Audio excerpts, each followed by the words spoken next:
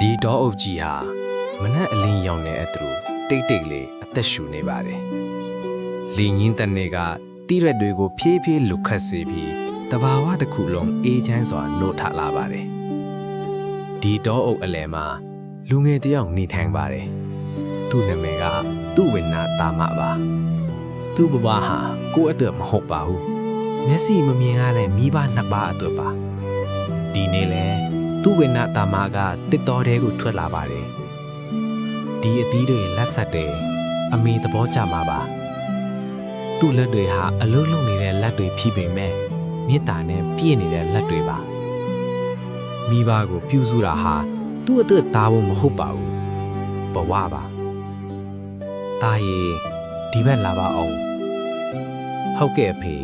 တာရီယူနေပါတယ်။ဒီလိုနဲ့နေ့တိုင်းဟာအေးချမ်းစွာကုံဆုံးနေခဲ့ပါတယ်။ဒါပေမဲ့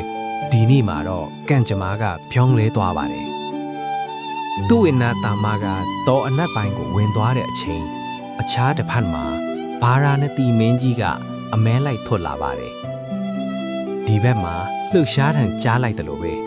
။တစ်ချက်ကဲအရာအလုံးတိတ်သွားပါတယ်။တောအုပ်ကြီးဟာအသက်ရှူရက်သွားတယ်လို့ဖြစ်သွားပြီးသူ့ဝိနာတာမကညီးပြီးတော့လဲကျသွားပါတယ်။အချိန်အနှဲငယ်ကြာပြီးမိဘနှစ်ပါးကတားရဲ့အတိုင်ကိုမကြားရတော့ပါ။တားရဲ့အတိုင်မကြားရတော့ဘူး။စိုးရိမ်မှုနဲ့အတူသူတို့ရဲ့နှလုံးသားတွေတုန်လှုပ်လာပါတယ်။အဲ့ဒီချိန်ပါပဲမိဘနှစ်ပါးကတစ္ဆာဆိုကြပါတယ်။ငါတို့သားဟာမေတ္တာနဲ့တစ္ဆာရှိစွာမိဘကိုပြုစုခဲ့သူပါ။ဒီတစ္ဆာကမှန်ကန်ရင်ငါတို့သားအသက်ရှင်ပါစေ။အဲ့ဒီတစ္ဆာစကားနဲ့အတူတောအုပ်ထဲမှာအလင်းရောင်တစင်လင်းလာပါတယ်